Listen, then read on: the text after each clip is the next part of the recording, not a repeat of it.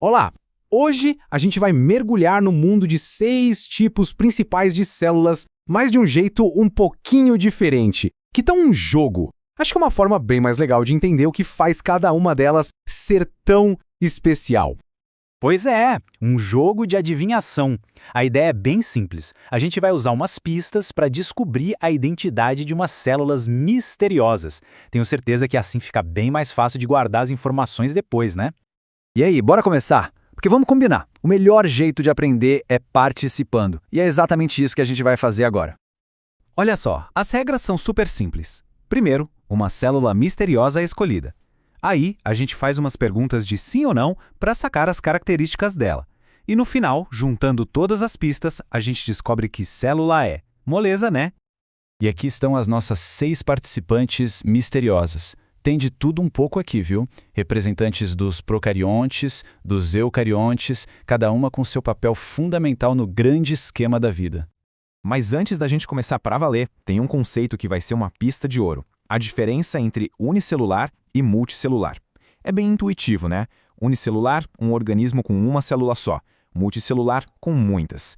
E só para deixar claro, mesmo quando o organismo é gigante, nosso foco no jogo vai ser sempre em uma única célula dele. Combinado? Beleza, vamos lá. Primeira rodada. E para começar, vamos com os competidores que parecem mais simples, mas não se engane. São superpoderosos, os procariontes. Ok, a primeira carta foi virada. E agora vem a pergunta de $1 milhão. Aquela que já corta metade das possibilidades. Essa célula aí tem um núcleo? E a resposta é um sonoro não. Eita, essa pista é gigantesca, muda tudo.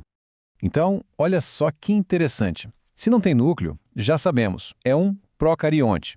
Ou seja, um tipo de célula sem aquele núcleo todo organizadinho, envolto por uma membrana. E com essa única resposta, a gente já eliminou 4 das nossas 6 células. Sobraram só 2. E com essa pista, a identidade foi revelada. É a célula bacteriana. Bingo! É um procarionte quase sempre unicelular, tem parede celular, a E. coli é um exemplo super famoso. E vale lembrar, né? Muita gente pensa em bactéria e já pensa em doença, mas a verdade é que muitas delas são essenciais, tanto para a natureza quanto para a nossa própria saúde. Mas espera aí, tinha outro procarionte na nossa lista. Lembra? A célula de Archaea. Ela também não tem núcleo, também é unicelular. Então, qual é a grande diferença? Tá na parede celular. A composição é outra. E o mais legal sobre as archeias é que muitas são o que a gente chama de extremófilas. Elas adoram viver em lugares com condições extremas, tipo vulcões ou águas super salgadas, onde quase ninguém mais sobrevive. Certo, procariontes decifrados. Bora para a próxima rodada? Agora o jogo sobe de nível. Vamos falar dos eucariontes, que são os competidores mais complexos da nossa brincadeira. Vamos lá, próxima carta na mesa. E a pergunta é a mesma, para a gente definir a categoria. E essa célula aqui, ela tem núcleo? E dessa vez, a resposta é um sim! Essa aqui tem núcleo, sim, senhor! E essa resposta já define tudo. Estamos falando de um eucarionte, um tipo de célula que tem sim um núcleo bem definido por uma membrana e um monte de outras organelas. É aqui que a complexidade da vida realmente aparece, com tudo mais organizado e especializado. Agora, olha que legal essa comparação, colocando lado a lado 2 células que a gente ouve falar desde a escola, a animal e a vegetal. A diferença principal, a célula vegetal tem aquela parede celular que dá rigidez e os cloroplastos, que são as usinas de fotossíntese. Já a célula animal não tem nada disso, mas as duas se juntam para formar organismos multicelulares.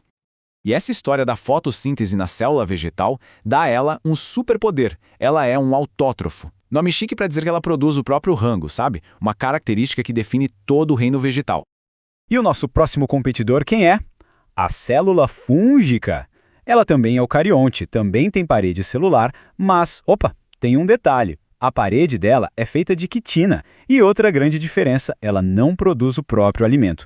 É um heterótrofo, ou seja, precisa se alimentar de matéria orgânica. E o mais legal é que pode ser desde uma célula só, como as leveduras do pão, até um organismo complexo, como os cogumelos. Bom, agora a gente chegou na categoria, digamos, mais bagunçada. O verdadeiro coringa do nosso jogo, os tais dos protistas. E aqui a gente entende por que eles são tão complicados. Protista não é bem um grupo certinho, tá mais para uma gaveta da bagunça da biologia. É onde os cientistas colocaram todos os eucariontes que não são nem animais, nem plantas, nem fungos. Por isso a variedade é absurda.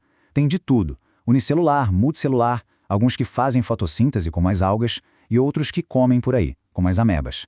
É a biologia mostrando que nem sempre dá para colocar tudo em caixinhas bonitinhas. Ufa! Todas as células foram identificadas. Jogo terminado. Mas agora vem a parte mais importante. Vamos juntar tudo que a gente aprendeu e dar uma olhada no placar final. E para fechar com chave de ouro, que tal uma rodada bônus? É a hora da nossa colinha oficial, o grande resumão que organiza tudo. E tá aqui, o resumo de tudo. Essa tabela é fantástica para organizar as ideias. Repara só na primeira coluna, núcleo. A resposta não já separa de cara a bactéria e a arqueia do resto da turma. Aí a gente pula para a coluna parede celular. Olha como ela ajuda a gente a separar os eucariontes. A célula animal é diferentona, a única sem parede. Já a fúngica tem aquela parede especial de quitina. É ou não é uma ferramenta perfeita para a gente revisar e fixar tudo isso? No fim das contas, fica claro que a biologia é cheia de regras, né? Mas também é cheia de exceções incríveis. Esse nosso jogo foi só um mapa básico para começar a viagem. A exploração de verdade está só começando. E a pergunta que não quer calar é: o que mais será que a gente vai descobrir pela frente?